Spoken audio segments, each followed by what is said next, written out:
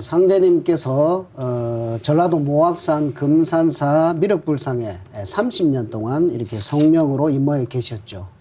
그러다가 최수훈 대신사라는 한 구도자에게 천명과 신교를 내려주셨습니다. 그리고 이제 4년 뒤에 내려주신 그 천명과 신교를 거두시고 친히 이 땅에 인간으로 이렇게 강세를 하시게 됩니다.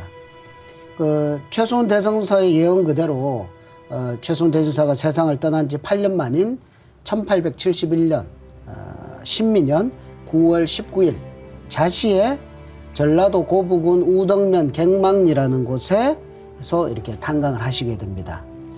상대님의 성령이 이렇게 탁태가 돼서 육신의 옷을 입고 오신 곳은 옛 선지자들이 이제 엄택곡부라고 했던 옛 지명으로는 곡부, 지금으로는 이제 고부 이 땅으로 이렇게 오시게 되었습니다.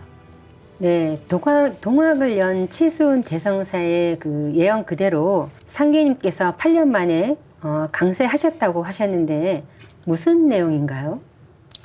예, 상대님께서 최수훈 대신사에게 그 천명과 신교를 내리셔서 이제 최수훈 대신사는 시천주 그리고 후천 개벽의 복음을 세상에 이렇게 전하게 되었죠. 그런데 조선 조정에서는 그것을 혹세무민이다 이렇게 해서 결국 이렇게 체포를 해서 처형을 하게 되죠. 그래서 뭐 4년이라고 하는 뭐 그 짧은 기간 동안 이렇게 복음을 전하던 그 대신사는 1864년 갑자년 3월 10일 날 대구 장대에서 결국 처형을 당하시게 됩니다. 근데 그때 처형 당하시기 직전에 남긴 유언과 같은 말씀이 있는데 그게 뭐냐면 전 40은 뇌련이와 후 40은 뉘련가 천하의 무국대도가 더디도다 8년이 더디도다 이런 뭐 유언과 같은 어떤 독백과 같은 이런 마지막 말씀을 남겼다고 합니다. 이 말씀은 결국 대신사 본인이 이렇게 세상을 떠난 뒤 8년 만인 1871년에 하느님께서 이 땅에 인간으로 강세하셔서 이제 무국대도를 펴서 새로운 세상을 여신다는 것을 예고한 것이다. 이렇게 우리는 알아들을 수가 있습니다. 그래서 그런 예언해줬던 조각들 퍼즐을 이제 맞춰보다 보면은 이제 좀 소름이 끼치는 게 있는데 그 30년 동안 이제 미륵금상에 임무하셨다고 그 상제님께서 그럼 그분이 어떤 과정을 통해서 이 땅에 오시게 되느냐. 근데 저번 시간에도 한번 살펴본 바가 있는 이제 정감록의 마지막 구절을 다시 한번 곱씹어 보면요. 거기 화라자수, 나를 살리는 게 무엇인가 하면서 사답 칠두락에 부금은 냉금이니 종금하라 하시고서 엄택곡부라 3인 1석은 이재전전하니 도와지라 이렇게 한 6개의 구간의 어떤 핵심 메시지들이 있는데 일단 부금, 냉금, 종금이라고 돼 있어가지고 떠있는 쇠가 차가운 쇠니까 그 쇠를 쫓아라 이렇게 써 있거든요. 그러니까 이거를 그 금산산 미륵금상을 모르는 사람들이 그냥 해석하면요. 이걸로 해석을 해요. 돈이다.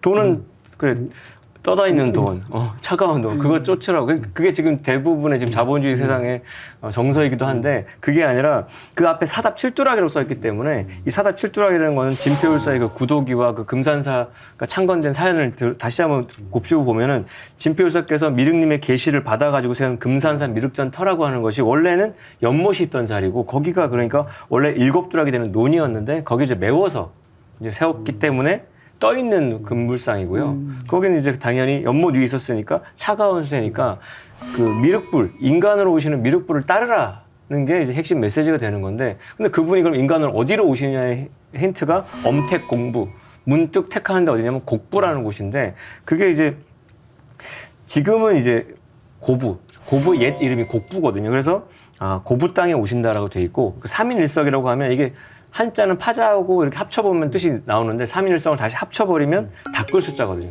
닦을 숫자를 파자하는 게 3인 1석인데 그럼 잘 닦아야 되는데 사람으로 인간으로 오시는 미륵불의 도를 잘 닦으라는 얘기고요. 거기서 조금 더 나아가서 보면은 이제전전이란 말 나오는데 그거는 갑자기 또 왜 밭이 나오나? 아까 논이었다가 이거는 큰 밭이라는 뜻으로 밭 전자가 2개가 붙어 있는데 이거는 우리가 주역에도 보면은 그 혈용제든 이견대인이라 가지고 나타난 용은 밭에 있으니 그 대인을 만나보면 이렇다. 앞으로 그 미륵님의 도법을 인사로 현실화시키는 분의 그 중심지가 이 태전 원래 대전의 본래 지명이 태전이고 그거를 이제 원효대사의 아드님인 설총도 설총교에서 지난 시간에도 살펴봤지만 간지 태전 용화원의 36군 개조원이라고 해서 감방 땅 태전의 용화학원의 온 세계가 그 은혜를 조회한다. 그러니까 이 도비가 엄청나게 노골적으로 깔려 있고 그래서 도화지 그 도에 그 미륵불의 도에 그치는 것이 정답이다. 그래서 바를 정자라는 것도 하나에 그친다는 뜻인데 그 미륵부처의 도에 일심으로 머무는 게 정답이다. 이렇게 말씀드릴 수 있겠습니다.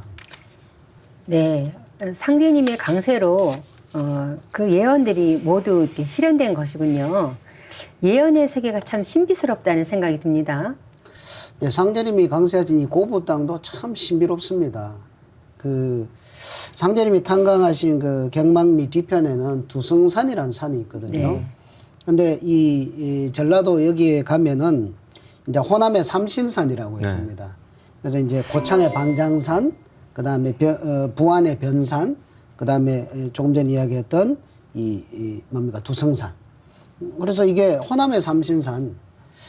이제 물론 뭐 백두대간으로부터 쭉 해서 이렇게 뻗어져 이렇게 올라오는 거지만 이 지역만 보더라도 아 삼신상제님께서 오시는 그런 땅으로서 아주 예비되어 있던 준비되어 있던 참 신비로운 땅이라고 볼 수가 있겠습니다.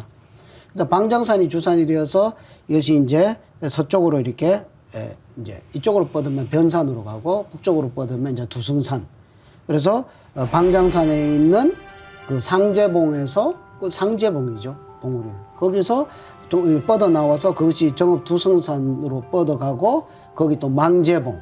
그 다음에 시루산. 그리고 그 시루산 아래에 이제 펼쳐져 있는 그 갱망리라고 하는 마을이 이렇게 펼쳐지거든요. 그리고 그 시루산에는 선인 독서열이라고 하는 그런 사색의 보금자리가 이렇게 맺혀 있는 것이 정말 삼신상제님께서 이 땅에 오셔서 뭔가를 하실 수 있는 그 첫 기지로서의 정말 신비롭게 이렇게 조성이 되어 있는 그런 느낌을 받게 됩니다. 이 갱망리라는 마을은 손바래기라고도 불렀는데요. 갱망리는 이제 하늘의 주를 기다리는 마을이다. 이런 뜻이라고 우리가 보면 되겠습니다. 네, 기독교에서는 그 하나님 아버지를 주님이라고 부르잖아요. 네, 갱망리는 바로 그 하늘의 주님을 그 하늘의 주님이 내려오시기를 기다리는 그런 마을이라는 말씀이죠.